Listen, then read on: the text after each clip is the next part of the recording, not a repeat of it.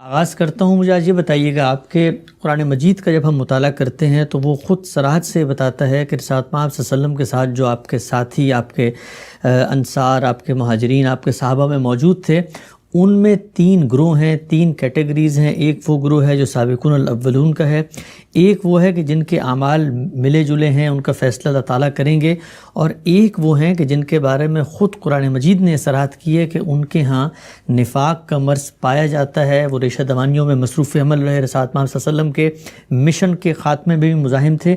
یہ ساری کیٹیگریز ہمیں ملتی ہیں. آپ کے اس پورے تجزیے پہ سوال یہ ہے کہ اگر سیدنا علی اور سیدنا امیر معاویہ کے درمیان تنازع ہوا، جنگیں ہوئیں، صحابہ شہید ہوئے، آپ نے دونوں فریقین کی جگہ پہ کھڑے ہو کے ان کے پرسپیکٹو سمجھائے، تو پھر یہ جو 3 کیٹیگریز ہیں یہ بھی تو پائی جاتی ہیں. یعنی معاملے کو اتنی سادگی سے دیکھ لینا کہ جی ہر ایک کا اپنا ایک سیاسی موقف تھا، اس کے نتیجے میں اس نے ایک اقدام کیا. منافقین بھی موجود ہیں، وہ لوگ بھی موجود ہیں جن کے یہاں دونوں شیڈز پائے جاتے ہیں. تو آپ کی پوری گفتگو میں یہ صحابہ اکرام کے اندر جو لوگ موجود تھے، ان کے محرکات، ان کیٹیگریز کا اطلاق کیوں سامنے نہیں آیا؟ میں اللہ تعالیٰ سے وہ علم کہاں سے پاؤں کہ جس سے مجھے معلوم ہو جائے کہ کون منافق ہے؟ یہ بات تو قیامت ہی میں طے ہوگی. یعنی اللہ تعالیٰ ہی بتائیں گے، دلوں کے حال وہی جانتے ہیں. مجھے تو یہی تعلیم دی گئی ہے کہ مجھے ظاہر کی بنیاد پر حکم لگانا ہے. میں قول دیکھوں گا، میں فعل دیکھوں گا، اور مجھے یہ تاکید کی گئی ہے سورہ حجرات میں کہ میں کسی مسلمان کے بارے میں بدظنی کا طریقہ اختیار نہ کروں، میں کسی پر تہمت نہ لگاؤں. میں اس کے اعمال افعال کا جائزہ لیتے وقت ہر لحاظ سے یہ دیکھنے کی صحیح کروں کہ کیا اس کی کوئی بہتر توجیہ ہو سکتی ہے. اس کے بعد کوئی بات مجھے کہنی ہے تو کہوں. میری ذمہ داری تو یہ ہے. یعنی میں کیا نفاق کی سزا بیان کروں گا، نفاق کا حکم لگاؤں گا، میں ایک فہرست بناؤں گا جس میں یہ بتاؤں گا کہ فلاں فلاں صحابہ منافقین تھے، اور مجھے یہ بتائیے کہ اس کے لیے وہ کیا معیار ہوگا کہ جس پر میں یہ فیصلہ سنانا شروع کر دوں، اور نتیجے کے طور پر ہو سکتا ہے کہ کوئی دوسرا آدمی میری فہرست سے اختلاف کر کے میرے محبوب ترین صحابہ کے بارے میں یہی بات کہہ دے. بہت اہم بات ہے. اور ہم یہ جانتے ہیں کہ جن لوگوں نے اس بات کو اس طرح سے اطلاق کرنے کی صحیح کی ہے، ان میں پھر کیا صورتحال ہوئی. تیرے نشتر کی زد شریانے کیسے ناتواں تک ہے. پھر سیدنا ابو بکر عمر جیسے لوگ بھی ان کی تیر اندازی سے بچ نہیں سکے. تو اس لیے اللہ تعالیٰ نے ہمیں عام حالات میں بھی اس سے روک دیا ہے. اس وقت بھی دسیوں لوگ ہوں گے جو ہو سکتا ہے کہ دین کے ساتھ حقیقی محبت نہ رکھتے ہوں. ممکن ہے ہمارے اعزاء اقربا میں ایسے لوگ ہوں جو ہمارے ساتھ حقیقی محبت نہ رکھتے ہوں.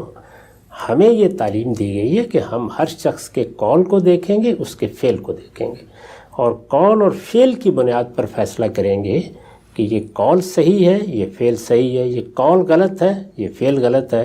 اس کے لیے ہمارے پاس واضح معیارات ہیں. لوگوں کے باطن میں جھانکنا یہ ہمارا کام نہیں ہے.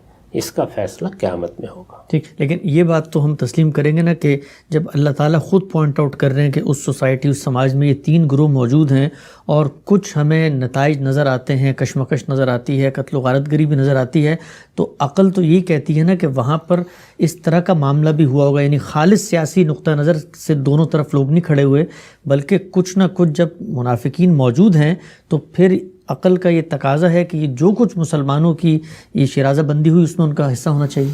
اس میں واقعات کی نوعیتیں بھی 2 ہیں. ایک سیاسی اختلافات ہیں جن میں ہر گروہ کا ایک واضح موقف ہے، اس واضح موقف کو بیان کر رہا ہے، اس کے دلائل دے رہا ہے. اور ایک وہ لوگ ہیں کہ جنہوں نے فتنہ پردازی کی کوشش کی ہے، ان سے بھی ہم واقف ہیں. ہمیں معلوم ہے کہ وہ لوگ بھی مدینے میں تھے جنہوں نے سیدنا عمر کو شہید کرنے کی صحیح کی. وہ لوگ بھی تھے کہ جو کوفے سے، بصرے سے اور خود مدینے سے اٹھے، اور انہوں نے سیدنا عثمان کے معاملے میں وہ اقدام کیا جس سے زیادہ ظالمانہ اقدام دنیا کی سیاسی تاریخ میں کمی ہوا ہوگا. وہ مدینے پر قابض ہو گئے، انہوں نے مسجد نبوی کی حرمت پامال کی، یہاں تک کہ امہات مومنین بھی ان کی دراندازیوں سے نہیں بچ سکیں. یہ صورتحال انہوں نے پیدا کر دیا، اور آخر میں انہوں نے سیدنا عثمان کو شہید کر دیا.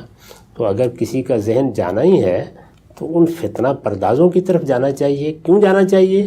اس لیے کہ انہوں نے فتنہ پردازی کی ہے. یہاں پر جو حکم لگایا جا رہا ہے وہ ان کے فعل پر لگایا جا رہا ہے. تو اگر ان کا فعل فتنہ پردازی کا ہے، اس میں کوئی استدلال نہیں ہے، ان کی عمومی زندگی بھی ایسی سامنے آتی ہے، ان کے کرتوت بھی اسی طرح کے ہیں، تو کسی نے، یعنی میں تو یہ بھی نہیں کروں گا وہاں، لیکن کسی نے اگر فرض کر لیجئے کہ خیال کے رقص کو دوڑانا ہی ہے تو اس معاملے میں دوڑا لیا کرے. ٹھیک، آگے بڑھ